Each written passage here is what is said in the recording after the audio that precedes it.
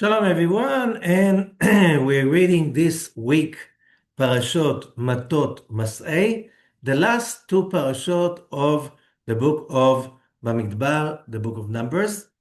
This is starting in the book of Numbers, chapter 30, verse 2, and it starts with Parashat Matot. We have to remember the Parashat Matot and Parashat Mas'ei. They are both always being read within the period that is known as the 3 weeks of judgment, Yemei Bein HaMetzarim. Why is it so important? We have a few themes that repeat themselves for a few parashot already. And as we studied from the beginning of the month of Tammuz, that the months of Tammuz and Av are months of judgment according to the Zohar. And that means that we need really to be cautious, be ready to deal with the judgments of this time. And that judgment is getting more and more intense from the beginning of the month, the new moon of Tammuz, Cancer. Then on the 17th of Tammuz, it's getting even more intense. In the new moon of Leo, Av, it's getting even more intense. And the most intense of them all, it's on the 9th day of the Hebrew month of Av. Now, there's always two kinds of reactions that I can see among people listening to that. And not just that these two types of reaction are normal, but they represent right now the huge war that is waging right now around the planet, all over humanity, about what is the way to perceive reality. And I'll explain. The world war that we're really seeing is between two perceptions. One perception is known mostly as progressive, socialist, communist, which says, the world has to, we all being created, we all human beings, and we all equal, and therefore society is not supposed to allow inequality. And there's also the thing that everybody needs to do their best, however, and then everyone should get whatever they need. This is the basic idea of communism. It sounds amazing, it sounds nice, and it never works. And those people usually, even a lot of them are not aware of it, they react the same way. When we explain, when we get into this idea that this is a time of judgment, oh no, give me a break. Why does it have to be so hard? Why, it can't just be nice and easy? And that's exactly the idea that people with this communist, liberal, progressive idea have no idea what human nature is about and what human beings are about. We have to go back to the beginning to realize what we're talking about. In the beginning, God created the heaven and the earth, and he created also the light, and he created us, human souls, as vessels for his bliss. So from God's point of view, this idea is amazingly correct, that everybody's supposed just to open their mouth and all the good will come in and we will be happy forever after, as it says, and they live happily ever after. Everybody knows that this has nothing to do with practical reality and the way this world is structured. Why is it like this? Because when the Creator created human souls as vessels for his eternal bliss and light, he could not help it but give all of it. And that means to impress his own entity and identity in us, because He is the great giver. He is incapable of giving less than the infinite. And therefore, we learn already in the beginning that humanity was created in the image of God. Chapter 1 in Genesis. And what does it mean, the image? We're not talking about the physical image, because an infinite God has no any image, because the physical image, it means borderlines and features and stuff like this, and infinity has nothing to do with that. So we're talking about a mental image. And the mental image of the creator, we all have, which means we need to acquire, earn, achieve the merit of fulfillment, the merit of having it. We need to experience that feeling of creating it, building it, earning it, making it happen. And therefore, although the Creator, blessed be He, when He created the universe, and already in the first chapter, the first paragraph, it says, and there was a night, there was a day, one day, which means the night, the creation, which is darker than the Creator, and the day, the Creator, which is the light, were one day. Everything was in total unison. The only way the whole universe can be in total unison, that can be by the Kabbalistic discussion only as a point, which is called by the Arizal, Rabbi Azakluria, 16th century, Nekuda Emtzai, the middle point, or the Zohar, 2nd century CE, is calling it Nekudat HaEin Sof, the point of the infinite. Okay, Nekudat HaEin Sof, why a point? Because the Kabbalists explain the moment it is bigger than a point, how do I see it's bigger than a point? I can differentiate between a point on the right and a point on the left. The moment it's just a little line, or bigger, it's like maybe it's a little circle. The moment you have distance, it's not one anymore, which means you want equality. Total equality you can have only when the whole universe is just a point. Interestingly enough, modern science, about 99 years ago, realizes that all the huge, almost infinite universe that we can look at with our telescopes and other measures, although it is huge, it is not infinite, but the universe is expanding. That was revealed some 100 years ago.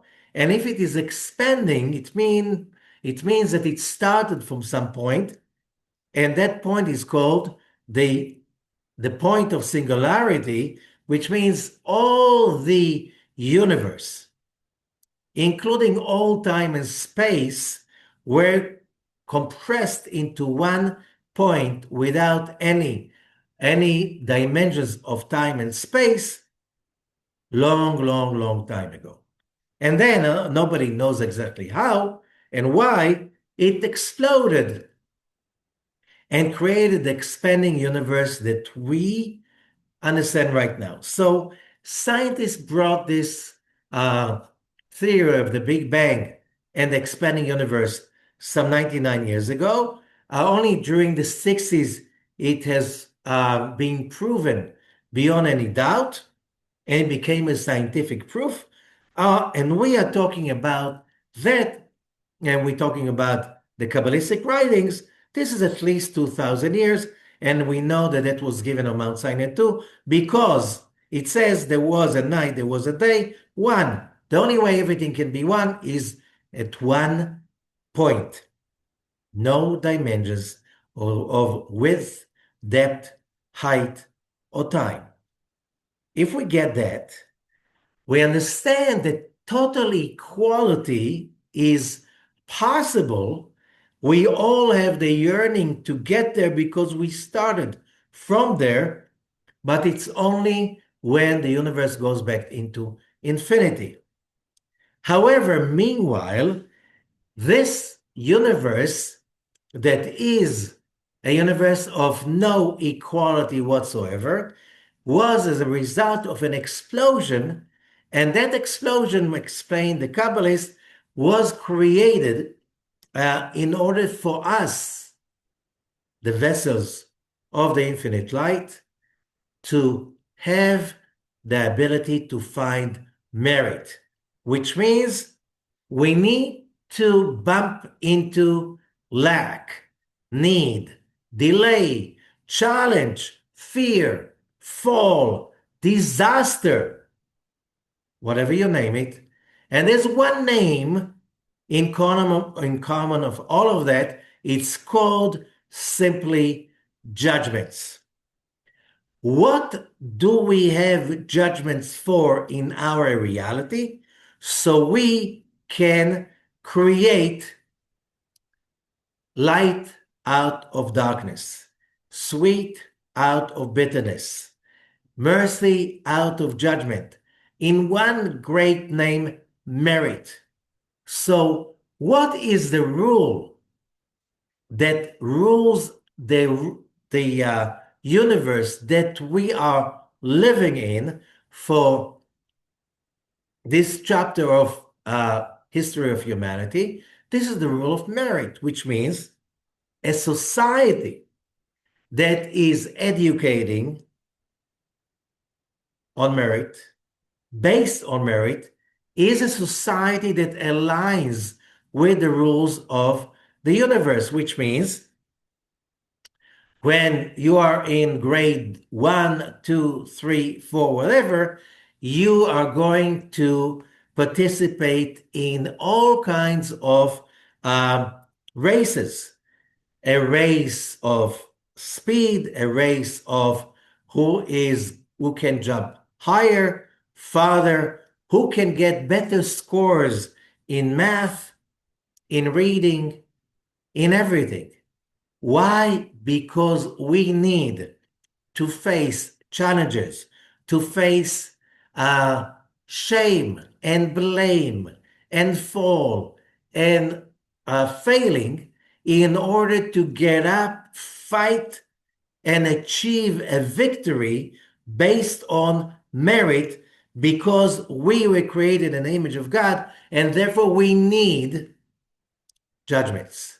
We need delay. We need challenges. We need hardships. We need to fight against atrocities, against any kind of difficulties, and whatever looks like something that disturbs our peace. We do not function well in a system that does not reveal judgments on a daily, even hourly basis. Without those challenges, without threats, without fight, without the need always to show yourself that you can beat any kind of delays and judgments, without it, we are not a human race. And therefore, human societies that are based on merit, which means the harder you work, the greater is your achievement, the greater is your fulfillment.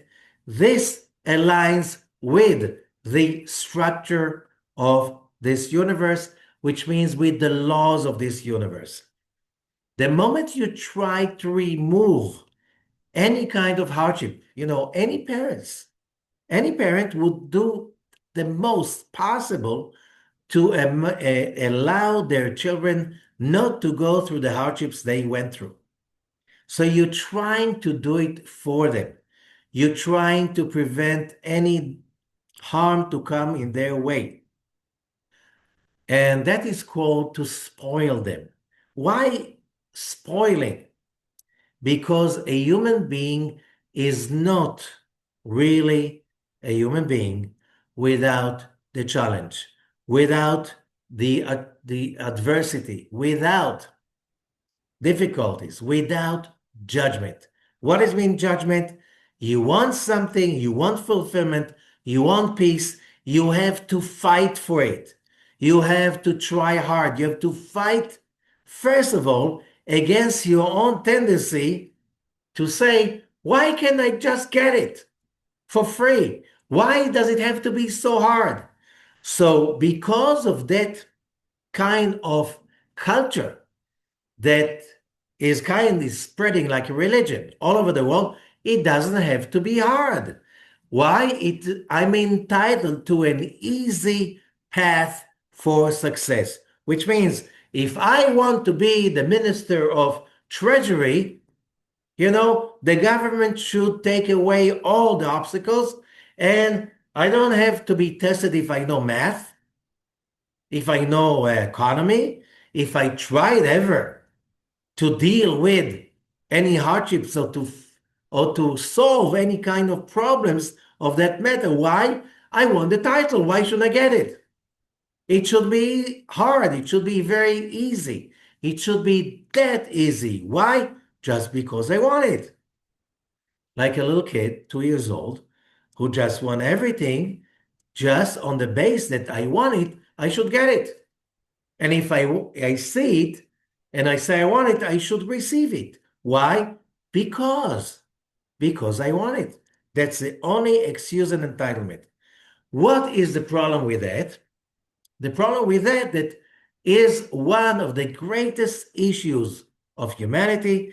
It's called, in the language of the Zohar, Nahama Dichsufa, or bread of shame. The shame of eating free meals. People say there's no free meals. Why not? Why shouldn't we get free meals? Some people are much richer than us. They should feed us free meals. And they're not supposed to be rich anyway. Why? We're all equal. Yeah, but they worked hard? No, they didn't work hard. They cheated.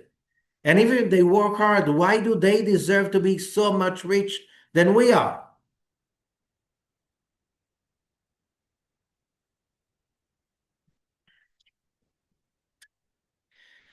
One of the main rules that we have to accept, Mount Sinai Revelation, on the 2 tablets, it says, do not steal. And it means it should be justice. And that's what the Torah is for, which means if somebody worked hard, honestly, to make a fortune, to have assets, to have art, I don't know, whatever, I worked hard for it. My society must guarantee my right to own it. Why? Very simple. I once was sitting and trying to educate, I was educating a group of people from I won't say the name of the country, but it's one of the countries of Africa, which is one of the poorest countries in the world. And I was trying to find out, like, I was born in Israel. Since I was a little kid, we were always like trying to hear what's going on in the Sea of Galilee, because that was the water reservoir of the country. If there's not enough rain, we're all going to die. And everybody was praying daily, so there's going to be enough rain and enough water in the Sea of Galilee, because everybody was drinking from that. Okay, so, and if not enough rain, then you cannot plant crops and you don't have food to eat. So I asked them, do you have enough water? And they said, of course, we have a lot of water. We have rainwater, we have lakes and rivers. We have a lot of water. Do you have land? We have amazing land, a lot of land. So why are you hungry? And one of them said, they were all people of education, and they said, look, in a common village, people live in huts, and the roof is made of vegetation. And if it's raining heavily, the water pours in. So if somebody is fed up of water coming into his home, he will work harder and much harder, make some more money, and get tin for making a tin roof. And then the rain does not come into his house. But the people around in the village will ask, how come he became so rich that he has a tin roof? He probably, nobody says he probably worked harder. That's why he made more money. So he bought a tin roof. No, he probably used some witchcraft in order to have more money. So he has a tin roof. And if he is doing witchcraft, he's going to put a spell on us. So everybody is running now to the witch or the sorcerer of the village in order to make him put a spell, an evil eye, on that guy with a tin roof. And because of that, nobody will dare to work hard enough to have a tin roof. Why? Because he doesn't want to be cursed by the rest of the village. And now you understand why those people are hungry, which means if you don't live in a society that appreciates, that adores hard work, overcoming challenges, that adores challenges because challenges are opportunities, you're going to basically judge your own family, children into poverty. In every country around the world in the last more than century, when communism was applied to be the rule of the land, the result was poverty, hunger, and the worst is in the moment you are allowed to take people's right for property, for merit, for anything, then you think that you're allowed to take their lives too. And therefore, those regimes were also responsible for the greatest massacres in history of humanity. And that is based on the idea, which is nice. Let's have everybody equal. And then what about those people who can't sit still? They have to work harder. They are creators in their guts. They cannot fight that. They cannot be like everybody else. They have to work harder. They have to create special things. They are the enemies of society. Read the history of Soviet Union under Stalin, what he did to all those people that insisted of being more creative than others. See what happened in Mao Zedong, China, or the Khmer Rouge in Cambodia.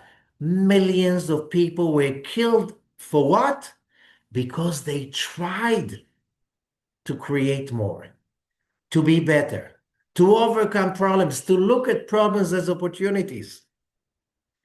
Because it goes against the rules of nature, because it goes against the major rule of the creation of our universe. What is the major rule? Our universe was created, unfinished, incompleted, with a lot of judgments. So we human beings can face the judgment and rise up to the occasion and create sweet out of bitter, light out of darkness. This is how we create the merit of getting closer to godliness, getting closer to the infinite light of the Creator, getting closer to completion. Being complete is something that must be achieved. Being complete is something that has to be a result of facing the incompletion, facing the broken system and saying, I can make it. Therefore, what Kabbalists see as the 3 weeks, it's in the prophecies that says, when the days come of the Messianic era, these 3 weeks are going to become the most holiest holidays. Why? Because this is the basic idea of what humanity is about. It's about taking not what is nice and comfortable and putting it on a pedestal. It's taking what is hard, what is illogical, what is bitter, what is even impossible to face, and turning it into holiness. This is how we relate to judgments.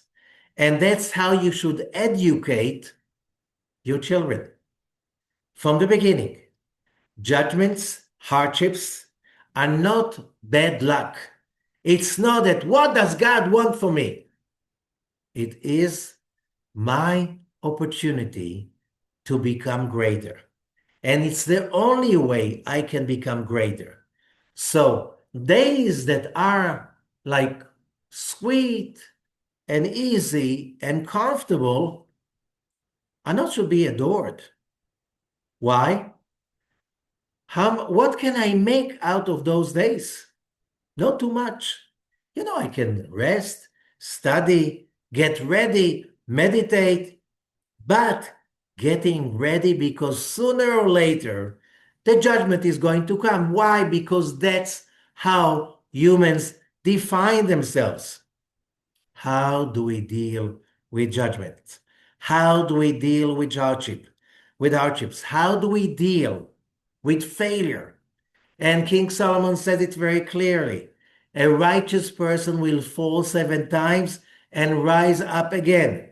However, the evil person will fall in the times of evil. Why the evil person? Because what is the evil person? It's the person who thinks that he's entitled for everything. And if things are not going his way, he shouldn't take responsibility. He should blame, put shame on somebody that he is better. Why is better? He's probably cheating. He's probably having good luck because somehow he put a spell, he used dark magic. If this is the way you think, you're doomed. Your family is doomed. Your society is doomed to hunger, to cruelty, and you're not going to shine as a human being is supposed to shine, as basically a godly spark of light, every human soul. But you have to merit, you have to earn it. You cannot get it by entitlement. Yeah, we all born equal, and therefore everybody is supposed to have the access to all the money in the world equally, to all the pleasure in the world equally. Does that happen? It's impossible. Can anyone give happiness to somebody else? We learned so many times, no, it's impossible. Happiness must be acquired by the person himself. Can anyone give success to somebody else? You cannot give success to somebody else. Yeah, let's say if you are a father and behind the scene, you pull the strings and your child is getting promoted higher and higher and higher without any merit, without fighting and working really hard and without sweating and without falling, getting up again. Would you raise a happy human being? Impossible. It never happens. Happy human beings are people that are very, very much in certainty that happiness and success must be earned. You cannot get it from somebody else. No one can steal it away from you. You need to fight, to fall, make mistakes, get up. You have to repair. You have to break things. You have to bring them back together, get up on you from your knees and start all over again. You're not going to give up because you have to create your own universe of merit on your own. And therefore, when we say these are days of judgment, a healthy human being should react, yay, I have opportunities. I'm going to use these days as a vehicle. It's an opportunity to grow, to get closer to myself, closer to my goals, and also to embrace the idea that hardship is not a failure. Hardship is not unnatural. Hardship is the way that we grow, which means it was published a while ago. Somebody tried to create the most beautiful, beautiful botanical garden. So they created in the desert a big, big, big glass greenhouse, and they planted the most beautiful plants over there. And they watered them, and they gave them the best, best conditions. What was the problem? That after a while, the trees grew taller and taller and taller, and the trees started to collapse and break. And then they did a research. What happened? And they realized in a real nature, there's wind. And because there's wind, the tree must fight the wind to stay standing. And when the tree fights to stay standing, the tree grows tissues, hard tissues that basically give the bark of the tree, they give it strength because of the movement, because of the wind. And therefore, as the tree grows, the bark is getting stronger and stronger because the bigger the tree, the bigger are the movements of the wind. And then the stronger the bark becomes. However, without winds, the bark does not get that push and that hardship. And the bark grows with a minimal energy needed to invest of the bark. What's the problem? When the tree becomes heavy enough, the bark is not strong enough to support the body of the tree. And then the bark breaks down and collapses. Same thing with human beings. Yeah, as a parent, you want to shield your child so they never suffer. They never feel judgment. They will never be mocked or bullied or being ashamed of everybody. Let's say they come last in a race. Let's say they come last in the in the exam. So that's not bad. That should be an incentive to work harder. So your child will run faster and work harder in order to get better grades in the exam. But if everybody gets 10 in every exam, no, you just sign your name, you get 10. Why should I bother? How should I feel merit? How should I not feel bread of shame? Which means the shame of receiving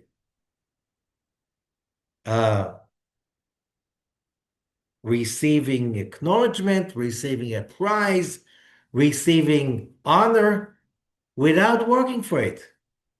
It doesn't worth it. And then bread of shame kicks in. And you have terrible shame that you got something, acknowledgement, a prize, something for nothing. You got the golden cap, but you didn't even bother to run. You just walked. The fact that you got up and you walked, oh, you get the golden cap. What's the problem? Other kids, the ones who really worked hard, they say like, well, everybody gets the same prize. Why should I trouble? Some kids want won't care for that. They'll still put the hardest because they compete against their own selves. And these are the winners. But if you raise people that you're supposed to be, you're entitled to, all the money in the world, all the honor in the world, without even trying to work hard for it, then you have that horrible disease of entitlement. And then you're sick with guilt, with hatred, with blame, because you're being trained that it's never your fault. It's always somebody else's fault because you are perfect, because you're okay. Nobody ever told you, you want to be happy, you have to earn it. You want to be in the first place, you have to earn it. You want to get the best grades, you have to earn it. You want to feel good about yourself, you have to earn it. And if you're not earning it, it's a bread of shame. So the fact that we're dealing with judgments, so we have over here, I'll just skip the first part. The second part of the parasha is about fighting the Midianites. Again, the Midianites. We read about the fighting the Midianites in Parashat Pinchas last week. We heard about the Midianites in Parashat Balak. It's few weeks already we are discussing the Midianites. And what I mentioned it many times, what a weird nation. They had 5 kings.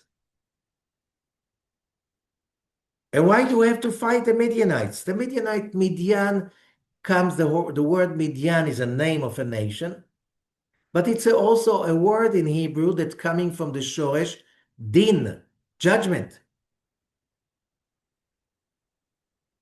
So of course you have to fight the judgments.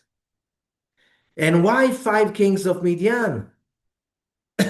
And always it's mentioned 5 kings of Midian. How many times they killed the 5 kings of Midian and they come and resurrected again? Because we are not talking about a nation that lived so many years ago. Yes, there was a nation like this. We're talking about a symbol. There are 5 basic judgments that we have to, that are inside each one of us. And always, if you have troubles and you hate everybody and you feel a victim, and if these are the Midianites you have to fight. You have to raise the war against your own judgments, your own Midianites, your own 5 judgments. All the judgments in the world are basically under those 5 kings of Midian. Again, remember, the Torah stories are basically symbolism of the rules of the universe. So they, Kabbalistically, you speak about 325 major judgments that we have to overcome along our lives in order to achieve completion. Okay? The word din, judgment, is gematria of 64. 5 times, that gives us 305 times 60, that and then 64, I'm sorry, that's 320. Because these are 5 judgments, 325. Okay? And these are the judgments we have to transform. You want to be happy? You want to be complete? You want to be a great human being? You have to transform your own 325 judgments into mercy. What can we do? These are the rules. This is the world of tikkun. Tikkun means correction.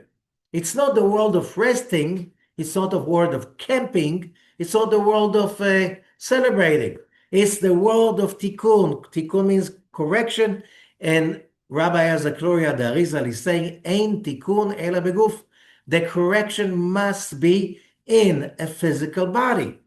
So, of course, promising everybody, let's create a society and housing will be for free. Food will be for free. You know what? Only people who really want to go to work will go to work. All the rest will get a salary from the state for free. Wow. How many people you can sell them that idea. Yeah, you cannot sell that idea to people that were raised in the Soviet Union. It doesn't work. People were raised and grew up in Venezuela lately. And what about China? No, either. Why? The result is always so much suffering. Don't even get to start it. Now, but people never experienced that. Why not making the world love? Everybody should just love everybody. What an amazing idea. Equality, everybody's equal. Therefore, nobody should be richer and more powerful than somebody else. Yeah, but yes, we have equal right for the opportunity to learn how to fight judgments. That's the equality that we're talking about. No one has the entitlement to take away what I worked for and achieved. And that's the law of God. Do not steal. What have you got? What didn't you understand? Do not steal. No, we're not stealing. They don't need it. They have too much. It's not yours. You want to be rich? Make it yourself. You don't want to be rich. Don't work that hard, but don't blame the people who got more than you, that they got more than you. They worked harder. That's why they got it.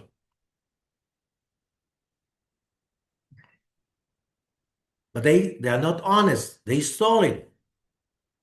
Okay, so for that, you need to have a society that has also the merit of being of courts and police and judges and rules, and you have to check out if they really did it honestly.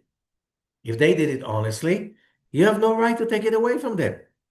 No. This is godly rules. And if you really going to transgress those godly rules, everybody's going to suffer. But the name of the parasha is Matot. And as many times in Hebrew, it has a double meaning. Matot, simply explained, means the staffs. The staffs, we're talking about the chiefs of staffs, the heads of the tribes that Moses is talking to. However, it speaks about annulling vows. And we know that a vow is a way to redirect the flow of energy in your life. When you make a commitment, when you make a covenant, it's all under one big rule of vows. I take a vow that I'm going to A, B, C, D. What does it mean? I'm committed to. I'll do everything in my power to make sure that this and this and this is being achieved. It's a vow. What about annulling the vows? Sometimes you realize that you need to take a vow to change something wrong that a direction you took in the past, but based also on a vow. But a deep meaning behind it is much more than that. The Torah is teaching us that the man has the power to annul the woman's vow. But if you read the Zohar of this parasha, which is only one page, that's it. 2 sides of 1 page. So we can call it 2 pages. And the Zohar says, the world is based on 2 colors, white and red, Lavan ve'adom.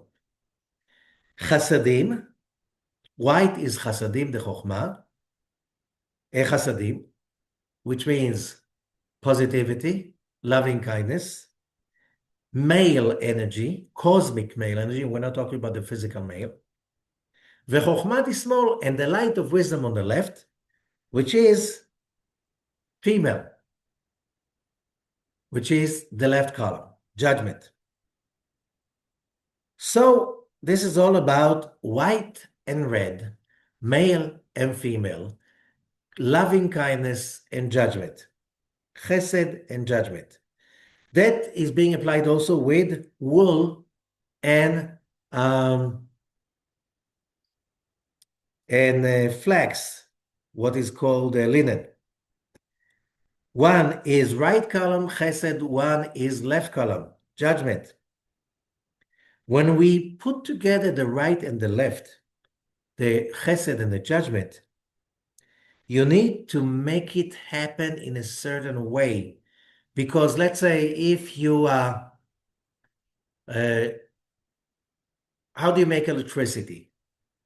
You create usually heat, okay, either with a nuclear reactor or with any kind of burning fossil fuel, burning of wood, burning of coal, burning or like heat coming from the sun. And then that heat, you need cooling agent. And through the cooling agent, you also create the movement and the energy and the electricity. What happens if you simply pour the water over the fire? It's a disaster. It will explode, right? So you have to have something that divides between the water and the fire so they don't touch each other, so they work with each other. This is a central column. Same way, how do you heat water? Let's say you take a pot, you fill it up with water, you put it over the fire. But what if you pour the water over the fire? You lose the water, you lose the fire. You get nothing. So the way to deal with judgments, it has always to be dealt with by sweetening the judgment, which is called the central column. Okay, you don't use just fire, you don't use just chesed, mercy, loving kindness. You always have to carefully balance between the two without them touching each other. Poof, like plus and minus electricity. Put them together, blows. Okay, so this is what this parasha is about. So that's why you talk about the Midianites, that you talk about the women of the Midianites. And then that's about Roshei HaMatot, about the heads of the staffs, the chiefs of staffs. How do you simply, the word is mateh, staff, but the word in Hebrew mateh is also a verb, to divert. When is that you divert your life to a better route? When you face the judgment, you feel the fire of hatred, the fire of lust, the fire of greed, the fire of anger, and you chill it up with loving kindness. And then you harness the judgment, the fire to grow. You get a motive instead of, pouring the water over the fire, and you lose both of them. So when people are basically taking responsibility for the judgment, the desire, the heat inside, and instead of putting it up, putting it down, okay, putting it off, instead of doing that, you simply divert the fire into a direction that it creates movement. It creates fruits. It creates products. Then this is called sweetening the judgments. You turn the fire into creativity. How do you do that? When you believe there's something good behind it. When you have faith, certainty that everything that happens to us is just an opportunity. is just a vehicle to deliver results, tangible results. And that's why we learn that if you're a spiritual human being, every judgment that you face, you have to say it's always for the good. And how is it good? I'm going to make sure it's going to turn into good. It's an opportunity. You fail, you always make something out of it. So, how do you do that? So I spoke about it in the previous weeks, explaining that you do it in a three-stage action. The first, you realize that something happened and the judgment is loose. You're angry, you're upset, you're getting hot about whatever you want, heat, okay? You realize that you are in judgment, that you are in heat. Second thing is you stop the judgment. You stop. It's a split-second thing, not more than that. And immediately you tell yourself, this is an opportunity from God Almighty. Something great is going to happen, and look for the light. Bring in the light. Think about how you transform it into the light. What if you couldn't? Try again. What if you couldn't? Try again. 7 times the righteous person falls and he gets up. So don't count, but you try again and again, which means it's like you're coming to a stop sign. It's always red. You have to stop. Immediately you find what direction you're going to take. Go there. Find the light. Go there with positivity, with hopefulness, with agility, with strength. It's going to be great. With positivity, optimism. The moment you do that, just check out on the internet. You create, this is scientific, it's called PSYCAP, positive psychological capital. People who train themselves to behave this way, they create a positive psychological capital, which means they create huge capital of mental strength, and that turns into physical capital. These are the people that make more money than anybody else. These are the people that get farther and higher than anybody else. Why? You use judgments to transform into positivity. You train yourself that hardship, failure is only an opportunity. Everything is going to be great because everything is supposed to be great. God is invested in it more than you are.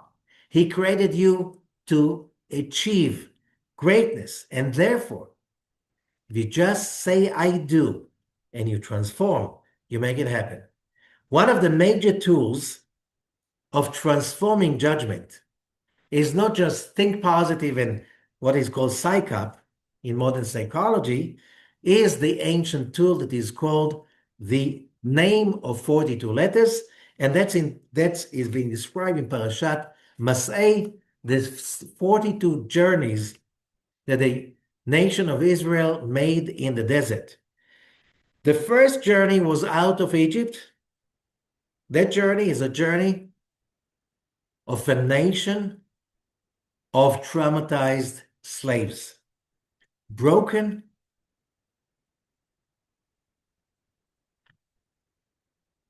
hungry, abused, scared. They were slaves for centuries. The 42nd journey was standing in front of the gates of the promised land, after winning the fight against the Amorite kings. And now you're standing there waiting for Moses to go, So under the leadership of Joshua, you're going into the promised land and you take it without any doubt, from slaves into the biggest winners of that era, taking over the promised land, establishing a new nation of farmers and whatever they created, one of the successful nations ever. Why? Because of that thing, that skill. So the 72 names, we need always to rehearse how powerful they are.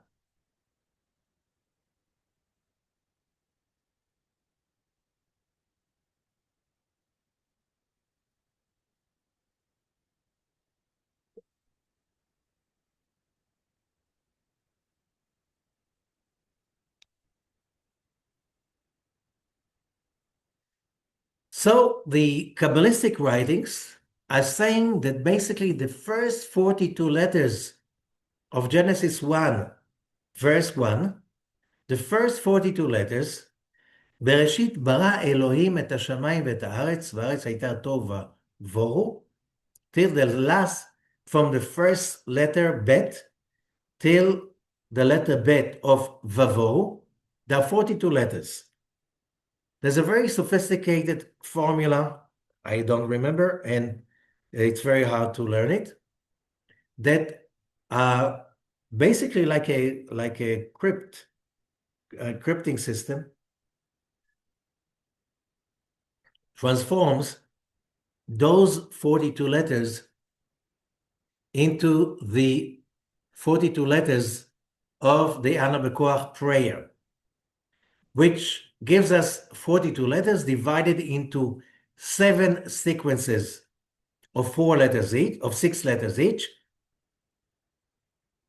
And around probably the 1st century CE,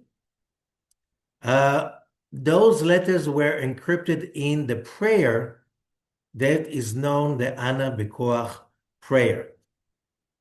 This prayer is being recited in the prayers daily, almost in the beginning of the prayer of the morning prayers. It's being recited also before Shabbat. It's also bedtime Shema before you go to sleep. It's also recited on the way to the grave in the funeral. So what's in it? It's one of the most powerful of all the prayers. And it is, first of all, why 42? And it is called by the Kabbalist Shem shel Olam Yetzirah, the name of Olam Yetzirah, the world of spirituality, which is there to raise us from Olam Asiyah, the world of physicality, to Olam Yetzirah, the world of spirituality. There are few methods in which we define why 42.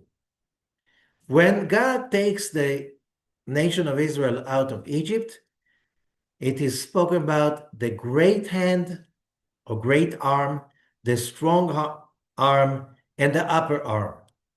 In Hebrew, arm or hand, it's really written hand, not arm. A hand in Hebrew is yad. Yad is a hand, but it's also a number, 14. 14, 3 hands, as we said, the great hand, the strong hand, the upper hand, together it is 42, which means when do we use the name of 42 letters? When do we use the BeKo'ah prayer? When we feel stuck, when we feel that we fell deep into the judgments, and we say, Abba, Daddy, lift me up, pick me up. And those 3 hands will come down from above and lift me up as I recite the BeKo'ah prayer. Why 3? 2 hands, he can fall over. 3 hands, this is stable. Right, left, and center. Chesed, Gvura, Tiferet. Mercy, loving kindness, grace, judgment, and mercy. But there's another way to make it. 42 is when you rise to Olam Bria. And that's Ehyeh Asher Ehyeh. Moses is asking by the burning bush, God, who should I say send me? Ehyeh Asher Ehyeh. Tell them, Ehyeh send you. Wrongly translated, I am who I am. No, it says Ehyeh. Ehyeh is one of the greatest names of God. Ehyeh numerical value is 22. Ehyeh Asher Ehyeh. 22 plus 22 is 42. That's the name of 42 when you rise to Olam Beria, one flight higher. And when you rise to Olam Atzilut, it's again the name of 42, but now it has another structure. When you write the letters of the Tetragrammaton, tetra means 4 in Greek. Youdkevitch, 4 letters. When you spell it out, because the moment you pronounce the name of every letter, when you pronounce Yud, it's 3 letters, Yud Vav Dalet, Yud, like in English, Y-U-D. Hey is Hey Yud, 2 letters. Vav is 3 letters, Vav Yud Vav. Hey is 2 letters, altogether 10 letters. When you spell it out again, the name of every letter in the 10-letter sequence you got, you now have 28 letters. 4 plus 10 plus 28, 42. Again, this is simple math. So we use a different name of 42 letters to rise from Asiyah to Yetzirah, from Yetzirah to Bria, from Bria to Atzilut, which means that we live in different olamot, in English, worlds, but it also means in Hebrew, concealments. When you are in Olam Yetzirah, you're being, Olam Bria is concealed from you. Okay, so for you it looks like a challenge, but when you overcome the challenge, then you reveal Olam Bria and then Olam Atzilut. One of the most powerful tools to rise is the Kaddish prayer. And the Kaddish prayer, says Rabbi Ezekloria, is based on the number 42. It starts with 4 words, Itgadal v'Itkadash Shmei Rabbah.